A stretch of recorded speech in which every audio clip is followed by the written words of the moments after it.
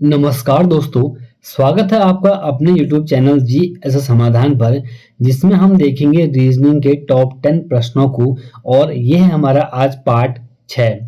अगर आप तैयारी कर रहे हैं SSC, GD, Delhi police, Agniveer या किसी भी ऑल वन डे एग्जाम्स की, तो आपके लिए रीजनिंग के प्रश्न बहुत महत्वपूर्ण होने वाले हैं, क्योंकि यहाँ पर हम रीजनिंग को बहुत आसान तरीके से समझते हैं और अपनी भाषा में समझते हैं। तो चलो शुरू करते हैं आज के 10 महत्वपूर्ण प्रश्नों को। अगर आपको वीडियो पसंद आए तो जरूर लाइक करें और सब्सक्राइब करें चैनल को, और अपने दोस्तों तक वीडियो को जरूर शेयर करें। तो आज का पहला प्रश्न देखने से पहले हम देखते हैं जो हमने पार्ट 5 में प्रैक्टिस के तौर पर जो प्रश्न दिया था उसको देख लेते हैं। यह था, यदि आगामी परसों रविवार है तो आगामी कल के गत परसों का दिन कौन सा होगा। तो हमें पूछा क्या गया है दोस्तों, मान लो ये है हमारा आज। ऐसे प्रश्नों में गलती कभी मत करना, बहुत आसान प्रश्न होते हैं। ये हमारा आज है, फिर हो जाएगा हमारा कल, ये हमारा है परसों, और परसों हमारा दिन है रविवार।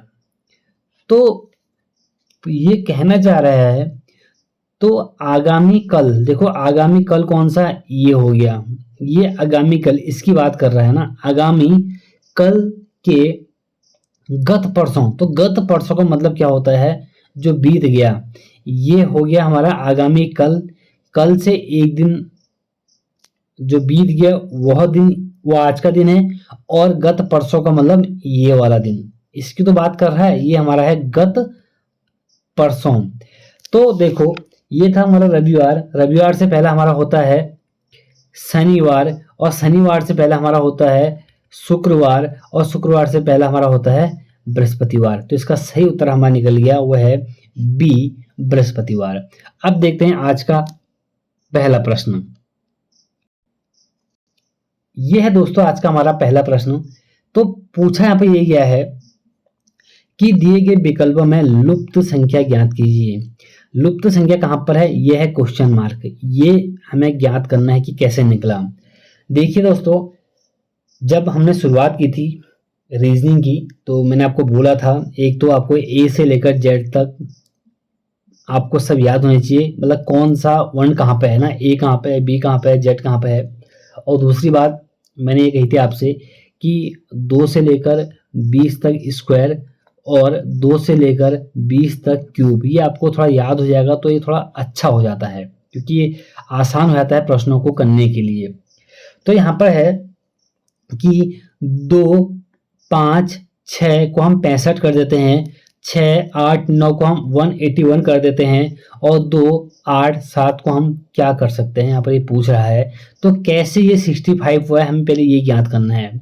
अगर हम देखो 2 और 5 को जोड़ दें तो 7, और 7 और 6 को जोड़ दें तो ये होता हमारा 13। ठीक, 13 तो होगा बिल्कुल। तो 13 का 65 से क्या कोई संबंध है, हो सकता है 13 और 65 का कोई संबंध आपस में हो सकता है।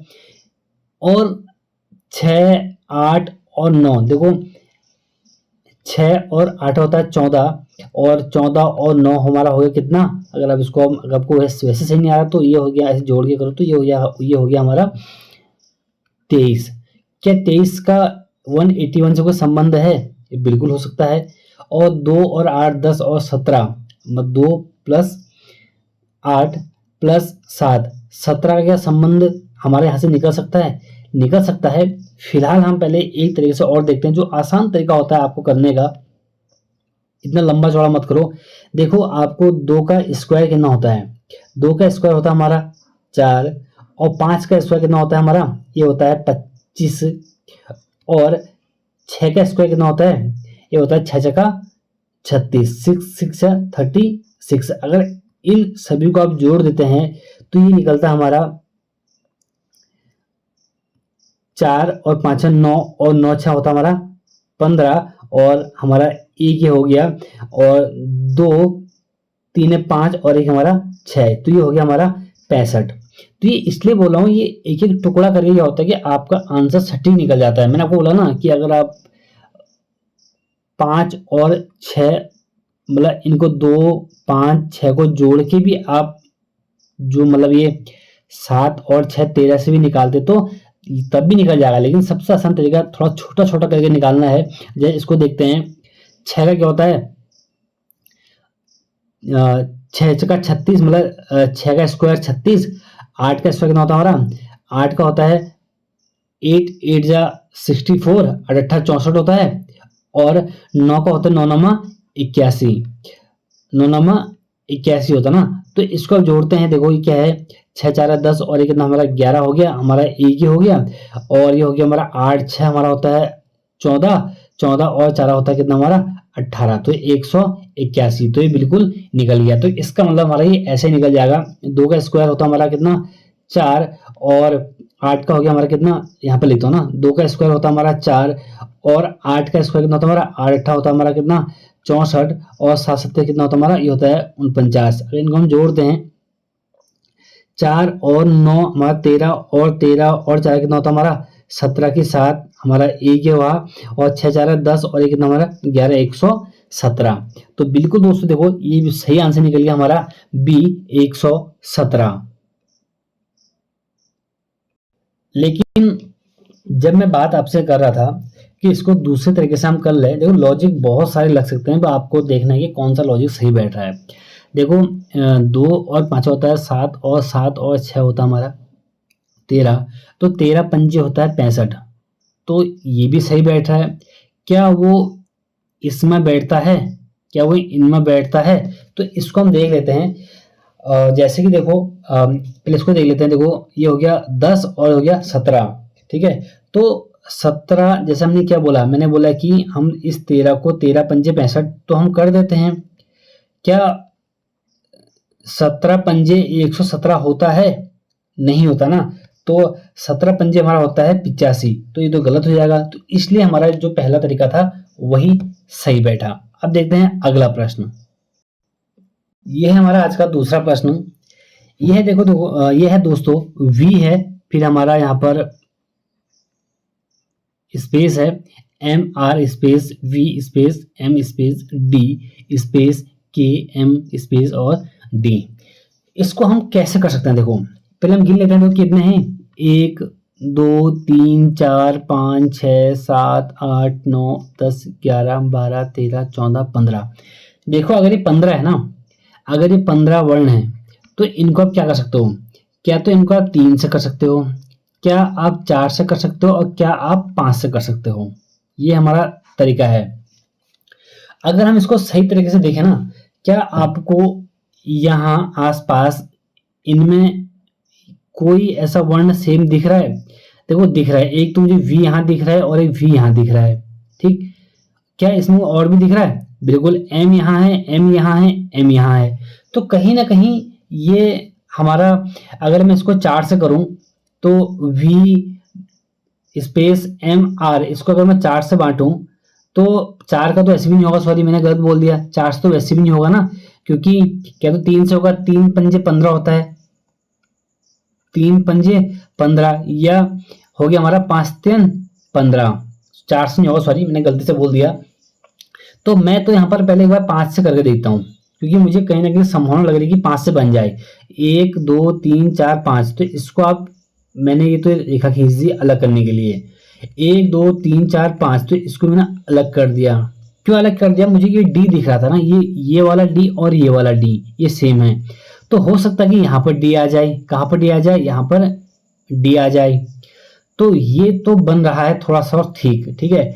लेकिन यहाँ पर हमारा v के बाद जो स्पेस है इसका क्या बन सकता है, देखो v के बाद देखो यहाँ v है, यहाँ v है, संभावना है कि यहाँ भी v हो जाए, यहाँ अगर v होगा, यहाँ अगर v होगा तो देखो यहाँ v है, यहाँ v है, यहाँ v है, यहाँ v सही बैठ गया। तो यहाँ पर क्या है, देखो यहाँ पर क्या हो सकता है, यहाँ पर देखो यहाँ पर k है, यहाँ पे एक बार k को भर के देखता हूं मैं, तो k v m r d, क्या यहाँ बन सकता है k, यहाँ देखो v है, यहाँ को v के बाद में भर दूं, यहाँ पर कौन सा k, देखो v k m r और d, तो बिल्कुल सही बैठ रहा है। तो v k m, यहाँ पर क्या होगा, m के बाद होगा हमारा कौन सा r होगा, और d, देखो अब हमारा क्या निकला, ये निकला हमारा k d k R V और आर, क्या ऐसा कहीं पर है? देखो के डी के चारों में है, के डी के चारों में है, के डी के सॉरी चारों में नहीं है, के डी के 1 2 3 में है ना, तो एक तो इसको हटा दो, अब इसमें नहीं है। फिर है आर वी आर, तो आर वी आर देखो आर आर आर तीनों में है, तो उसका वी देखो वी वी इन दोनों में है, इन दोनों में हमारा क्या है? वी है, और वी के बाद हमारा क्या है? आर है, तो हमारा बी उत्तर इसका सही निकल गया। तो जब भी ऐसे प्रश्न आते हैं तो हमें क्या देखना है कि हमें ये देखना है कि कौन सा सटीक बैठ रहा है हमारे बनने के लिए। तो अब देखते हैं अगला प्रश्न। आज का हमारा तीसरा प्रश्न है वो हमारा है रिलेशन से। तो लिखा है देखो, जैसा जैसा ऑप्शन लिखा है पहले वैसा वैसा आप लोग करते जाएं। तो यदि यदि एन एम की पत्नी है, क्या बोला है? यदि जो एन है ना, एन ये एम की पत्नी है। देखो ये है हमारा एम, एम की पत्नी कौन है? ये हमारी है एन ना। ये तो पूछा कि जो एम की पत्नी कौन है? हमारी एन है। तो एम की पत्नी एन हो गई, तो ये तो हमारी कहीं ना कहीं हमारी क्या है? पत्नी है। तो इसको मैं ये गोल सर्कल कर दूं या मैं इसको माइनस में दर्शा दूं, ये तो हो गई हमारी पत्नी, तो ये हो गया हमारे पति पत्नी। ए आर की बहन है, लेकिन अभी हम ए आर की बहन को कहां पर दर्शाएं? नहीं दर्शा सकते ना, तो इस लाइन को आप फिलहाल छोड़ दो, इसको हम बाद में देखेंगे। एस एन की माँ है, एन की जो माँ है ना वो कौन है? एस है। तो एन की माँ इसकी माँ कौन है? ये हमारी है एस। ये कन्फर्म है कि ये भी हमारी क्या है? फीमेल है, तो इसको हम ऐसे दर्शा देते हैं ना, इसको हम दर्शा दिया इस तरह। इसकी एम की क्या हो गई? ये सास हो गई, ठीक है। एन की क्या हो गई? माँ हो गई। के एम का भाई है, देखो के जो है ना, के एम का भाई है। तो ये तो खैर पहले से मेल था ना, तो इसको मैं ट्रायंगल में दिखा दूं या इसको मैं प्लस कर दूं, क्योंकि मैंने बोला कि मेल को आप प्लस कर लो या ट्रायंगल दिखा दो, मैं दोनों दिखा रहा हूं आपको सटीक करने के लिए। और के एम जो है ना के का भाई है, तो के भी तो हमारा क्या है? के भी हमारा कहीं ना कहीं हमारा क्या है? मेल है, क्योंकि उसका भाई है, तो ये भी हमारा क्या हो गया? ये हमारा भाई हो गया, ठीक है। और आर एन का बेटा है, आर जो है ना एन का एन का बेटा कौन है? देखो एन का एक बेटा है, वो हमारा कौन है? आर। तो कहीं ना कहीं ये भी हमारा क्या हो गया? मेल हो गया, ठीक है। इसका बेटा हो गया ना हमारा ये, ठीक है। इसके बाद तो के का ए से क्या संबंध है? तो के का ए से क्या संबंध है? जो हमने छोड़ दिया था, यहाँ पर छोड़ दिया था हमने, पता नहीं चला क्या था करके हमारा ये। तो यहाँ पे है कि ए आर की बहन है, जो हमारी ए है ना, ए जो है, ये बोला कि जो ये ए है ना, जो ये ए है, यह किसकी बहन है? आर की बहन है। तो ये हो गई हमारी क्या? ये हो गई हमारी फीमेल, ये बहन है ना, तो ये फीमेल हो गई। तो फिलहाल हमारा निकल गया, क्योंकि बन पूरा गया हमारा ना, जैसा जैसा इसने पूछा हमने कर दिया। अब इसने पूछा कि तो के का ए से क्या संबंध है? इस के का ए से क्या संबंध है? देखो हमें सीधे सीधे एक बात तो पता चल गई, ये दोनों पति पत्नी हैं, ये दोनों क्या है? ये हस्बैंड वाइफ हैं। और एन का ये क्या हो गया? ये देवर हो गया, क्योंकि इसका भाई था, या जेठ हो गया, जो भी माने हम लोग, ठीक। और एम का ये क्या था? भाई था, ठीक है। और एम के 2 बच्चे हैं, क्योंकि ये इसकी पत्नी है। एम के 2 बच्चे कौन है? आर और ए, एक लड़का है एक लड़की है। अब इसने पूछा था कि इस के का ए से क्या संबंध है? देखो के का ए से क्या संबंध होगा? जब ये तो भाई हैं, तो यही तो पूछा, भाई के तो इसी भाई के तो बच्चे हैं, तो ये हो गया इसका चाचा। तो इसका सही उत्तर आ गया हमारा ए। अब देखते हैं अगला प्रश्न। ये हमारा आज का चौथा प्रश्न। ऐसे प्रश्न भी एग्जाम में लगातार और बार बार पूछे जाते हैं। कहा है कि जनवरी 2026 को साल का पहला दिन रविवार था। मान लो कि 1 जनवरी, एक ही तो है कि जनवरी का पहला दिन बोलूं या 1 जनवरी 2026 बोलूं, 2026 को साल का पहला दिन था हमारा, वो था हमारा रविवार। तो इसी साल का अंतिम दिन कौन सा होगा? तो ये कहना चाह रहा है कि 31 दिसंबर 2026 को साल का अंतिम कौन सा दिन होगा? तो दोस्तों एक बात का ध्यान ये देना, अभी मैं कह रहा हूँ यहाँ पर कोई गुणा भाग करने की कोई जरूरत नहीं है, किसी भी दिन को अपनाने की कोई जरूरत नहीं है कि जनवरी में कितने दिन होते हैं, फरवरी में कितने होते हैं, मार्च में कितने होते हैं। अभी इस पर ध्यान न दो, अभी ये ध्यान दो कि क्या 2026 लीप ईयर है या साधारण वर्ष है। 2026 हमारा क्या है, एक साधारण वर्ष है। कैसे? क्योंकि 26 पर या 2026 में 400 का भागा पूरी तरह नहीं जाएगा। ये हम बोलो लास्ट की तो 2 डिजिट हैं, यहाँ पर हमारा 4 का भागा पूरी तरह नहीं जाएगा, तो ये साधारण वर्ष हमारा हो गया। जिस वर्ष अगर मैं बोलता ना कि मान लो 1 जनवरी 2026 को रविवार है, तो 1 जनवरी 2027 को क्या होगा, तो सीधे सीधे कुछ नहीं होता है, एक दिन हमारा क्या होता है, जुड़ जाता है, क्योंकि ये साधारण वर्ष है। लेकिन इसने पूछ दिया कि इसी साल का, तो ये ध्यान देना, जब किसी भी साल का अगर लीप वर्ष नहीं होगा तो जो साल का पहला दिन होगा रविवार, वही साल का अंतिम दिन होगा हमारा, वो होगा रविवार। तो इसको तो कुछ सॉल्व करने की जरूरत भी नहीं है, तो इसका तो उत्तर आ गया हमारा डी, रविवार। अगर आप इसको निकालते तो आपका तब भी रविवार ही आएगा, और अगर आप इसको बहुत शॉर्ट तरीके से करते हैं तो तब भी आ गया हमारा रविवार। नहीं समझ में आया तो वीडियो को इसको दोबारा देखें, मैं क्या कहना चाह रहा हूं आपको समझ में आ जाएगा। और अगर यहीं पर होता, अगर मान लो 2024 नहीं है, 2026 नहीं, 2028 होता, मान लो 2028 होता, अभी पूछता आपसे कि 1 जनवरी 2028 का दिन रविवार है, पहला दिन रविवार है, तो उसका अंतिम दिन क्या होगा। तो आपको ध्यान देना है कि जो 2028 है, 28 हमारा क्या है, एक लीप वर्ष है, तो इसमें 4 का भागा जाता है। तो ध्यान देना, लीप वर्ष में हमेशा एक दिन हमारा क्या होता है, प्लस होता है। तो इसीलिए क्या होता है हमारा, जो हमारा क्योंकि जो फरवरी है वो 28 के बदले हमारी जाएगी 29, तो एक दिन हमारा बढ़ गया, तो इसीलिए प्लस, जैसे हमारा 31 दिसंबर 2026 को रविवार ना होकर होगा हमारा सोमवार। बस इतनी सी बात है। तो अब देखते हैं अगला प्रश्न।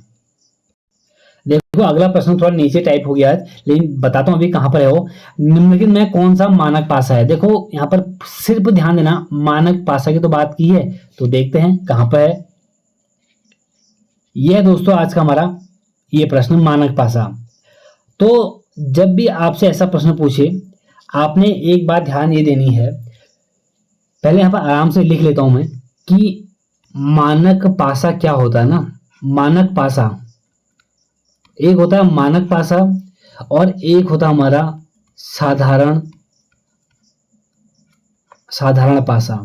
तो जब भी आपसे ऐसा पूछे तो आपने यहाँ पर एक बात ध्यान देनी है।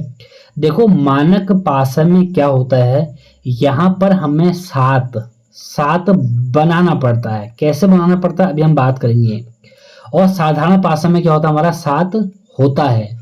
7 होता है, मतलब 7 क्या होता है, देखो आगे का 100 देखें, 100 और 7, देखो जब हम 7 लिखेंगे तो वहां पर तो आगे क्या आएगा हमारा, देखो शा और शा से साधारण, शा से 7। ये तो आपकी ट्रिक भी होगी आपको याद करने की। साधारण पासा में क्या होता है, 7 होता है। क्या इनमें कोई 7 है, किन में 7 है। सिर्फ आप यहाँ पर जोड़ोगे 2 फलक को, ना कि तीसरे फलक को। तीसरे से मतलब नहीं होता, सिर्फ इन 2 फलक को। जैसे इन 2 फलक को जोड़ दो या इन 2 फलक को जोड़ दो, जहां पर 7 होगा वो हमारा होगा साधारण पासा, और जहां पर 7 नहीं होगा वहां पर होगा हमारा मानक पासा।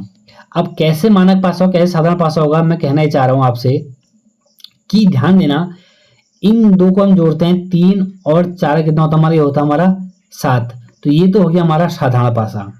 ठीक, जैसे कि ये है 5 और 3 हो गया 8, नहीं हुआ ना, 7 नहीं हुआ, और 1 और 3 हो गया हमारा 4। तो किसी भी तरह जोड़ दो, 5 और 1 को जोड़ो 6 हो गया, 5 और 3 को जोड़ो 8 हो गया, 3 और 1 को जोड़ो ये हो गया हमारा 4।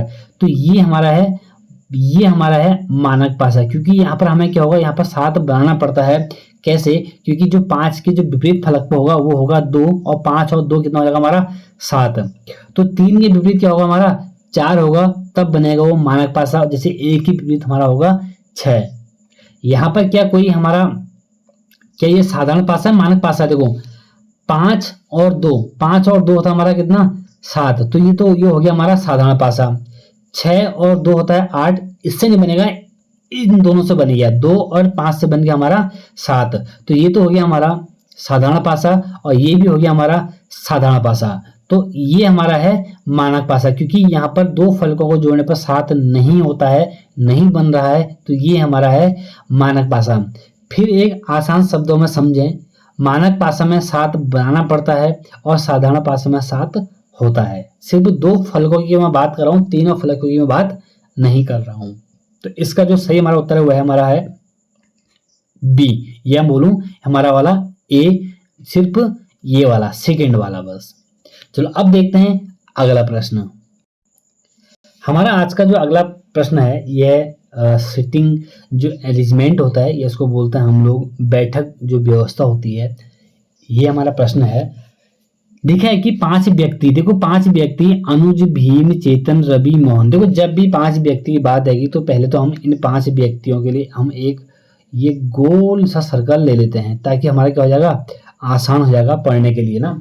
तो 5 व्यक्ति हैं, ये हमारा 1, ये हमारा 2, ये हमारा है 3, ये हमारा 4, ये हमारा है 5। 5 व्यक्ति हैं और सबका मुख हमारा क्या है, केंद्र की। देखो ना, मोहन एक वृत्ताकार मेज चारों ओर केंद्र की ओर मुंह करके बैठे, तो सबका मुंह हमारा कहाँ को है, अंदर को है, तो सबका मुंह हमारा है अंदर को। इसका हमें विशेष ध्यान देना है, परंतु जरूरी नहीं कि वो इसी क्रम में बैठे हों, मतलब ये जो सेम क्रम है इस क्रम में तो खैर नहीं बैठे हैं, ये ऐसा कहना चाह रहा है। चेतन और रवि के बीच केवल एक व्यक्ति बैठा है। अब कहां पर दर्शाएं चेतन और रवि को ना, तो मैं तो चलो एक बात बोलता हूं, मैं यहां पर लिख देता हूं चेतन को, ठीक है, और मैंने यहां पर लिख दिया रवि। अगर हो सकता है कि चेतन यहां हो ना, चेतन यहां भी तो हो सकता है, कि कोई पता थोड़ा ना कहां पर है, रवि यहां भी तो हो सकता है, तो दोनों को आप लेके चलें, आपका जो सटीक बैठेगा आप उसको आंसर निकाल देना, क्योंकि मेन तो इन दोनों को बैठाने का ना शुरू में, जहां पर ये दो बैठ गए उसके बाद तो खैर आपका फटाफट आंसर निकल जाएगा। केवल चेतन और रवि के बीच केवल एक व्यक्ति बैठा है। मान लो कि यहाँ पर कोई एक व्यक्ति बैठा है, वो कौन बैठा भी हमें सटीक पता नहीं है। भीम रवि के बाईं ओर से दूसरे स्थान पर बैठा है। अब एक बात का ध्यान दो, रवि के बाईं ओर, देखो मान लो रवि अगर यहाँ पर है, अगर रवि यहाँ पर है तो रवि का बायां कौन सा होगा, रवि का बायां हमारा होगा ये वाला, ठीक है, रवि के बायां हमारा होगा ये, और यहाँ पर रवि के बायां कौन सा होगा हमारा, यहाँ पे क्या रवि, भीम जो है ना, भीम रवि के बाईं ओर दूसरे स्थान में बैठा ना हमारा, सॉरी, मान लो ये है भीम रवि के बाईं ओर दूसरे स्थान पर बैठा है। कौन सा, भीम रवि के बाईं ओर ना, तो एक काम करो, रवि के भीम जो है ना, मैं भीम को यहाँ पर दर्शाता हूँ, यहाँ पर दर्शाऊं तो ये इसके हो जाएगा बाएं, और अगर इस रवि के दर्शाऊं तो भीम हमारा कहाँ पे आएगा, भीम हमारा यहाँ पर आ गया ना, ठीक है, ये ना कि भीम रवि के बाएं दूसरे स्थान में बैठा है, तो ये बिल्कुल फिलहाल हमारा क्या हो गया, सही हो गया। तो इस रवि को फिलहाल मैं यहाँ से हटा देता हूँ, क्योंकि इस रवि और चेतन का काम फिलहाल नहीं है। फिलहाल बैठक की व्यवस्था चेतन, रवि और भीम ये सही बैठ रहा है। तो अनुज भीम के ठीक दाईं ओर बैठा है। जो अनुज है ना, अनुज भीम के ठीक दाईं ओर, जो अनुज जो है ना, देखो वैसे भी देखो ना, भीम के ठीक दाईं ओर, तो भीम जो ये अनुज है ये कहाँ बैठा है, यह भीम के ठीक, इसका भीम का दायां हो गया ये, बायां हो गया ये, तो इसका क्या बैठ गया, ये दाईं ओर बैठ गया। चेतन के ठीक दाईं ओर कौन बैठा है, तो अभी तो हमारा एक जो व्यक्ति हो बचा है ना, कौन बचा, देखो चेतन बैठ गया, रवि बैठ गया, भीम बैठ गया, अनुज बैठ गया, तो यहाँ बच गया हमारा कौन सा, मोहन। इसका मतलब मोहन हमारा यहाँ बैठा है, मोहन हमारे यहाँ नहीं बैठा है। अब देखते हैं कि चेतन के ठीक दाईं, देखो चेतन कहाँ है, चेतन हमारा ये हो गया, ठीक है, चेतन के ठीक दाएं, देखो ये हो गया चेतन का बायां, ये हो गया चेतन का दायां, तो चेतन के ठीक दाईं ओर कौन, भीम बैठा ना, कौन बैठा है, तो ये बैठा हमारा भीम। सी उत्तर हमारा सही आ गया। जब भी देखो ऐसा प्रश्न आएगा तो आपको थोड़ा सा पहले दो व्यक्तियों को या एक ऐसा व्यक्ति आपको चुनना पड़ेगा जिसको आपको बैठाना पड़ेगा, उसके बाद आपका आंसर निकल जाएगा। तो मैंने जैसे क्या बैठाया, चेतन और रवि को बैठाया, उसके बीच हमारा एक व्यक्ति बैठा है, अभी पता नहीं कौन बैठता, हमें ये नहीं पता, और जो भीम है, जो रवि है, यहाँ बोला कि भीम जो है रवि के बाएं भीम दूसरे स्थान में बैठा था, और भीम के अनुज जो है, अनुज भीम के ठीक दाएं बैठा है, भीम के ठीक दाएं बैठा था अनुज, और तो यहाँ कौन बैठा था, मोहन। निकल गया आपका उत्तर। अब देखते हैं अगला प्रश्न। ये हमारा 7वां प्रश्न है। एक पंक्ति में 40 छात्र हैं, मोहन बाईं ओर से, देखो कोई भी मान लो एक रेखा खींच दूं मैं, ये वाली, ठीक है, एक रेखा खींच दी मैंने, इस प्रकार सीधी रेखा खींच देता हूं मैं, ये लो, ठीक है। ये बोला कि मोहन बायां, तो बायां तो यहां से होगा ना, बायां तो यहां से यहां को होगा ना, और दायां हमारा इस तरफ से हुआ, ठीक। ये बोला कि 40 छात्र हैं, 40 टोटल हमारे क्या हैं, छात्र हैं। मोहन बाईं ओर से बैठा 13वें स्थान पर, ये यहां से बैठता हमारे 13वें स्थान पर, ठीक। और उसका दाईं ओर से क्या स्थान होगा, किसका, इस मोहन का इस दाईं ओर से क्या स्थान होगा, यही पूछा गया है। लेकिन इससे पहले जो प्रश्न थे वो यहाँ पर इस प्रकार थे कि मोहन बाईं ओर से 13वें स्थान पर है, और दाईं ओर से 15वें स्थान पर है, दाईं ओर से हमारे 15वें स्थान पर है, तो कुल छात्र कितने थे, ऐसा प्रश्न होता था। हम वहां पर क्या करते थे, इन दोनों को जोड़ते थे। मान लो मैंने क्या जोड़ दिया, 5 और 3 8 हो गया, ये हो गया 28, और उसमें -1 करते थे, आपका उत्तर सही आता था हमारा कौन सा, 27। लेकिन यहाँ पर ऑप्शन ऐसा भी है, लेकिन ये हमारा तरीका यहाँ पर सही नहीं होगा, क्योंकि यहाँ पर सिर्फ एक तरफ का दिया है, दूसरे तरफ का हमें ज्ञात करना है, क्योंकि कुल छात्र दिए हमारे 40। तो यहाँ बात ये चल रही है, जब भी अब आपसे ऐसा प्रश्न पूछेगा, आप एक काम करना, एक पंक्ति में कितने बच्चे बैठे हैं, 40 बैठे हैं, इस 40 में आप उतने माइनस कर दो, कितने माइनस कर दो, जितने आपसे पूछा है, तो ये हो गया हमारा कितना, ये निकलेगा हमारा 27, ठीक है। लेकिन जब वो हमारे इस तरफ से पूछेगा, जब वो पूछेगा हमारे उसका दाईं ओर से क्या है, तो उसमें प्लस कर देना आप एक, आपका आंसर निकल जाएगा 28। देखो ध्यान देना, यहाँ पर कुल छात्र नहीं पूछा गया, यहाँ पर छात्र पहले से ही दिए हैं। ये हमारा जो हम लोग ये देखते हैं ना कि कौन, ये सिटिंग अरेंजमेंट होगी, बैठने वाली बात होती है, तो यहाँ पर हमारा सीधे से दिया नहीं है कि ये यहाँ पर है, ये यहाँ पर करके, यहाँ पर इसको बोला कुल छात्र इतने हैं, बाईं ओर से इसका स्थान 13वां है, तो दाईं ओर से आपको निकालना था। अगर आपसे पूछा 13वें स्थान पर यहाँ से है और 14वें स्थान पर यहाँ से है, तो टोटल कितने छात्र हैं, तब आपका निकलता है ऐसे उत्तर। यहाँ पर ये ऐसे निकलेगा, बल्कि इस तरीके से निकलेगा। जो पूछा है, जितने पूछा है, जितने दिया है 40 लिख देना। मोहन बाईं ओर से क्या है, 13वें स्थान पर है, ठीक है। दोनों का घटा देना, निकलेगा 27, और प्लस उसमें 1 कर देना, आपका उत्तर हो गया हमारा 28। अब देखते हैं अगला प्रश्न। अगला हमारा है वेन आरेख वाला है। तो लिखा है, देखो वर्गों के उस समुच्चय का चयन करें जिसके बीच का संबंध दिए गए वेन आरेख द्वारा सर्वोत्तम रूप से दर्शाया गया। देखो जो बिल्कुल सटीक बैठेगा उसकी यहाँ पर बात चल रही है ना। देखो यहाँ पर पहले हम ए ऑप्शन को उठाते हैं ना, भाई है, ठीक है, कोई व्यक्ति भाई हो सकता है, और वह क्रिकेटर भी हो सकता है, ठीक है, वह पुरुष हो सकता है। अब देखो भाई पुरुष, देखो जो पुरुष है ना, जो पुरुष है वही तो भाई होगा, ना, और वो भाई क्या हो सकता है, क्रिकेटर हो सकता है। तो ये तो हमारा सही नहीं बैठ रहा है। क्यों? क्योंकि यहाँ पर हमें बिल्कुल सटीक बैठे उसकी बात करनी है। अब देखो सोफा फर्नीचर, देखो फर्नीचर के अंदर हमारा सोफा बिल्कुल सही बैठ सकता है, लेकिन क्या इस किताब का सोफा फर्नीचर से कोई संबंध है? नहीं है, तो ये भी गलत हो गया। ठीक, एक व्यक्ति है नागरिक, ठीक है, हाँ नागरिक कोई हो सकता है, मान लो ये नागरिक है, ठीक है, और नागरिकों में कुछ नागरिक हमारे क्या हो सकते हैं, अशिक्षित हो सकते हैं, और अशिक्षित व्यक्ति शिक्षित कभी नहीं हो सकता है, इसका ध्यान देना। तो शिक्षित भी तो नागरिक के अंदर ही हमारा आएगा ना, अलग से तो आएगा नहीं।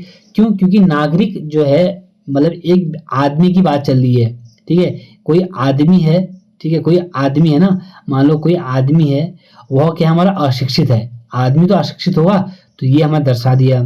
और वो क्या हो गया हमारा, एक अगला क्या बोला कि उसमें शिक्षित भी है, तो नागरिक के अंदर ही हमारे क्या है, एक शिक्षित है और एक मतलब एक शिक्षक है और एक हमारा क्या है, अशिक्षित है। तो इसका मतलब ये डायग्राम हमारा बिल्कुल सही बैठा, तो इसका उत्तर बैठा हमारा सी।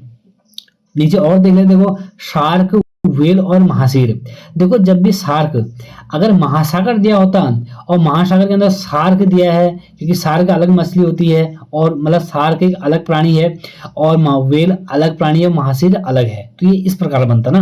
तो यहाँ पर ऐसा नहीं, तो बल्कि हमारा कौन सा सही बैठा, हमारा ये बैठा नागरिक, अशिक्षित और शिक्षक। अब देखते हैं अगला प्रश्न। 9वां प्रश्न देखो, दिए गए विकल्पों में से किन दो चिन्हों को आपस में बदलने पर निम्नलिखित समीकरण सही होगा। दोस्तों जब भी आपके पास ऐसा प्रश्न पूछेगा, तो मैंने कल भी ऐसा प्रश्न दिया था, तो देख लेते हैं। देखो कि अगर यहाँ पर दिया है 10, 3, 2, 12, 6 बराबर 6, यहाँ पर क्या कोई आपको ऐसा दिख रहा है जो बिल्कुल आपस में एकदम से मतलब उससे कट जाएगा। देखो 6 का भागा 12 में देंगे तो बिल्कुल कट जाएगा। तो जहां जहां पर ये होगा ना, जहां जहां पर हमारा डिवाइड का निशान होगा, तो इसको आप तो छेड़ना ही मत। क्यों? क्योंकि जहां पर डिवाइड पूरी तरह जा रहा है वो बिल्कुल उसको, मतलब मैं कह रहा हूँ कि मेरे नजरों में तो उसको 99% आप मत छेड़ना। 1% तो कहीं पर छेड़ना भी पड़ सकता है उसको, है ना। तो जब ये चिन्ह जो डिवाइड का यहाँ पर डिवाइड बना रह गया, तो इसकी संभावना है कि अब हमें जो चेंज करना है इन तीनों में से आपस में करना है ना, जैसे कि माइनस, प्लस और मल्टीप्लाई। तो अगर हम माइनस और प्लस को आगे पीछे कर देते हैं, देखो माइनस और प्लस को आगे पीछे कर देते हैं, माइनस और प्लस को आगे पीछे कर देते हैं, ये हमारा जैसे कि हमारा सी वाला है। तो मैं देखता हूं 10 माइनस को कर देंगे हम कौन सा, +3 और -2 मल्टीप्लाई 12 डिवाइड 6 बराबर 6। तो ये तो सीधे 2 से हमारा ये कट गया ना, तो ये हो गया 10 + 3 माइनस, पहले अब होगा हमारा गुणा, 2 दूनी हो गया हमारा कितना, हमारा 4 बराबर हमारा 6। तो पहले हम 10 और 3 को जोड़ेंगे, ये हो गया हमारा 13 और -4 बराबर 6। तो इसको देखें 13 में से क्या 4 जाएगा, बिल्कुल जाएगा, तो ये हो गया हमारा 9 बराबर 6। तो ये तो हमारा गलत हो गया क्योंकि ये तो 9 और 6 आ गया। अब देखते हैं दूसरा तरीका। तो दूसरा तरीका हम कौन सा देखते हैं इसमें हम ये तो हमने चलो हटा दिया है, ठीक है। सी वाला तो हमारा गलत हो गया, ये तो हमारा खैर गलत हो गया, ये तो नहीं बैठ रहा है और ये तो वैसे भी नहीं बैठेगा। मैं इसको तो मत छेड़ो अभी, क्योंकि हमने ये वाला तो छेड़ा ही नहीं ना। इसको देख लेते हैं डी वाला। तो ये है, चलो इसको क्या है, ये तो मैं लिखा ही है, तो सीधे डायरेक्ट इसी में कर लेता हूँ ना। 10 है ना, तो माइनस तो माइनस ही रहेगा, ठीक है। यहाँ पे क्या था, प्लस को कर दो मल्टीप्लाई, और मल्टीप्लाई के बदले क्या आ गया हमारा, वो आ गया प्लस। अब इसको करता हूँ, देखो ये तो हो गया सीधे सीधे हमारा 2 हो गया ना, ठीक है। ये है हमारा 10 - 3 इंटू 2 + 2 बराबर 6। और एक बात ध्यान देना, पहले होगा हमारा मल्टीप्लाई, तो 2 3 जा होता है हमारा 6, तो ये हो गया हमारा 10 + 2 बराबर हो गया हमारा 6 ना। तो यहाँ पर अब कैसे होगा, तो अब हम जब एक चीज देखते हैं 10 - 6, तो मैं तो एक चीज ध्यान देना, अगर हम इसको सीधे सीधे माइनस कर दूं, 6 में से 10 में से हमारा 6 गया, तो ये बचा हमारा कितना, 4 + 2 बराबर कितना हो गया हमारा 6। तो ये हो गया 4 और 2 6, तो बराबर 6। तो ये हमारा बिल्कुल सही उत्तर हो गया। तो कहने का तात्पर्य यहाँ पे ये था, हमें जब भी चिन्हों का आपस में बदलना है, तो हमें सटीक वाला चिन्ह हमें चुनना है। तो हमें जो सटीक चिन्ह निकला हमारा, वो निकला हमारा डी, क्योंकि हमने क्या किया, इन दो का आपस में बदल दिया, प्लस और मल्टीप्लाई को बदल दिया, तो आपका उत्तर सही निकल गया। अब देखते हैं अगला प्रश्न। आज का प्रश्न हमारा है, दी गई आकृति में त्रिभुजों की संख्या ज्ञात कीजिए। ट्रायंगल दिए गए हैं, पिछली बार भी ऐसा ट्रायंगल था, मैंने आपको ये बात बोली थी कि मैं लगातार ऐसे प्रश्न दे रहा हूं, क्योंकि बेसिक से आपका जो प्रश्न है बिल्कुल सही हो जाए। जब भी ऐसे त्रिभुज दिए जाएं, तो मैंने कहा था जैसे कि इसको 1 2 3 और 4 दूनी इसको कर देना आप कितना, 4 दूनी इसको कर देना आप लोग 8, क्योंकि 4 × 2 मतलब 4 × 2 बराबर हो जाएगा हमारा ये 8। तो ये इसके अंदर हमारे हो गए 8 ट्राइंगल। तो वैसे हमारा यहाँ पे हो गया, देखो ये हमारा 1 है, 2 है, 3 और 4, 1 2 3 और 4, 1 2 3 और 4। इसमें कितने हो गए हमारे, 4 दूनी 8, 8 प्लस इसमें भी 8 हो गए, 8 प्लस इसमें भी हमारे क्या हो गए, हमारे 8 हो गए। तो ये तो हो गए, देखो 8 3 हमारे कितने हो गए, हमारे 8 3 हो गए हमारे ये 24।